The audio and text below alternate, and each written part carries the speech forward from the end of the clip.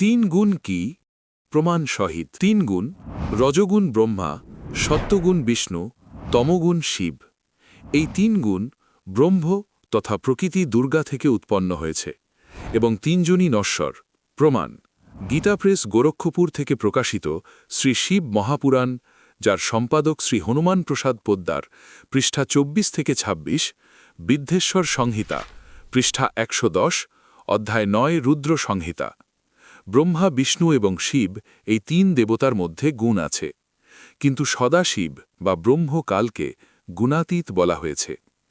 দ্বিতীয় প্রমাণ: গীতা প্রেস, গোরক্ষপুর থেকে প্রকাশিত শ্রীমদ্ দেবী ভাগবত পুরাণ, যার সম্পাদক শ্রী হনুমান প্রসাদ পোদ্দার, চিমনলাল গোস্বামী, তৃতীয় স্কন্ধ, অধ্যায় 5, পৃষ্ঠা 120।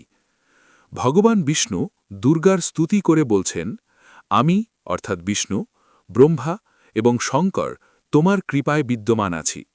আমাদের আবির্ভাব অর্থাৎ জন্ম ও তিরোভাব অর্থাৎ মৃত্যু হতে থাকে। আমরা নিত্য নই অর্থাৎ অবিনাশী নই। তুমি নিত্য অর্থাৎ অবিনাশী, জগৎজননী, প্রকৃতি ও সনাতনী দেবী।